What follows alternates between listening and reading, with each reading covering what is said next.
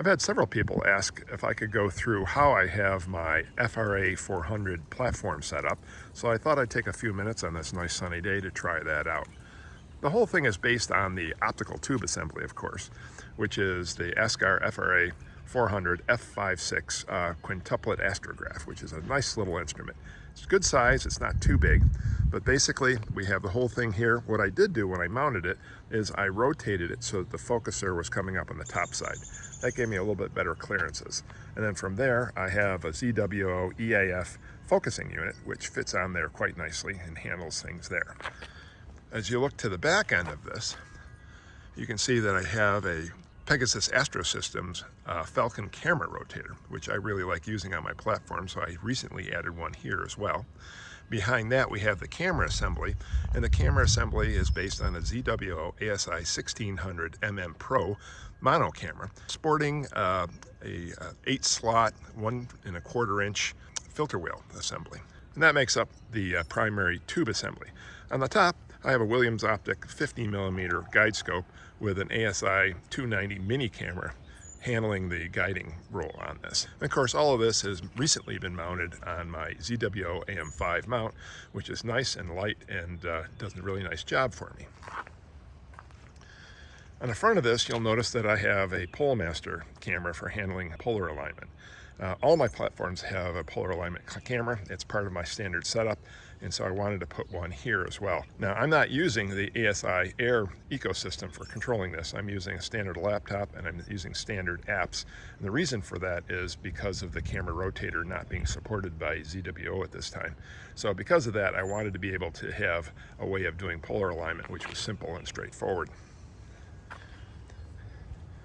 On the other side, you can see the other major component that I'm very dependent on, and that's this power distribution box. And this is a Pegasus Astrosystems Power Box Advanced. This handles both power distribution and USB distribution, and it also drives the dew straps, which I have here and here, just to make sure that we don't have dew problems coming in. I basically have 2 cables that come into the system. There's a power cable and a USB cable coming from a laptop.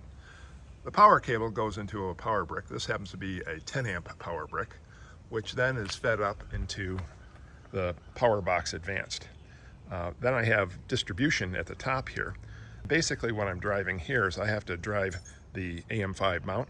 I have to drive the cooler on the camera, so I'm going to be feeding back to that.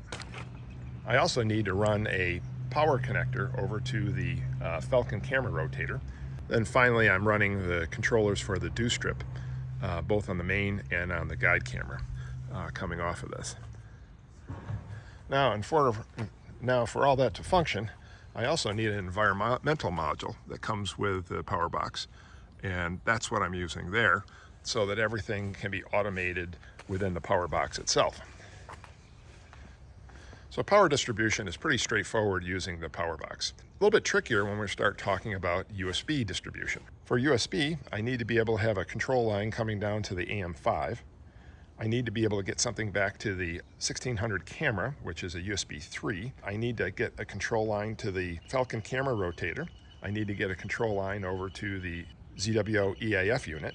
And then finally, I need to get something to the guide camera. All that has to be pulled together. Now, the Power Box Advanced has a USB 3 hub in here, which has 4 slots.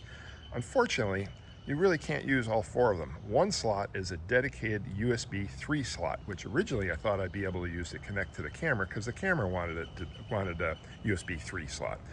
But unfortunately, the way the camera ends up connecting, it connects via USB 2 protocol first and then switches over to USB 3. And since that one slot on this hub is only USB 3 dedicated, it's not useful and I end up not using it all. So now I have 3 hubs, but I have 5 connections I need to make. And my way of getting around that is to get a small, inexpensive, this is about a $10 unit, a USB 3 hub, which I've stuck on here. We're just using some gel tape. That's coming over and picking up off of one of the hubs here. So from this, I can now bring out 2 feeds from here and 2 more feeds from there. That handles most of my needs. Notice as we get back here, I'm running the filter wheel right into the back of the camera, and I'm also bringing the cable over from the focuser to the back of the camera. So the focuser and the EFW is being run through the small hub on the back of the camera. That works fine.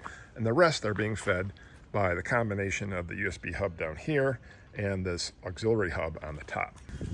Now, to keep the entire thing functional, I need to have a few strands of wire that are dangling a little bit. I have one bundle in here, which is really everything that's being fed to the AM5 mount. It's the power cable and the USB cable. And this is given some slack in here so that the mount can move around and I don't have to worry about getting things ripped out from the AM5. Another little loop I need here is coming from the camera. And the camera, because it's on a rotator, will actually turn. And because it can turn, I need to have a little bit of flex cable in there so that there's room for that to happen. Then the final feed is basically the feed of the cables coming into the system, which is coming up and being fed into the power box itself.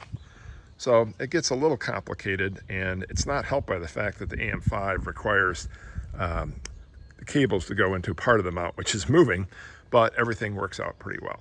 Now, the one thing I haven't talked about is how I'm doing the USB control for the PoleMaster. And that's actually pretty straightforward. I only use that at the beginning of the session when I set it up. So I have a dedicated cable that plugs right into my computer. I run the polar alignment process. I unplug the cable and leave it off, so it's not part of the wired mess that's in here. The rest of this has to do with arranging the cables and cable wrapping them so that they're not dangling and out of control. That's an art form. Everybody does it different. I have my way. This is what seems to work for me.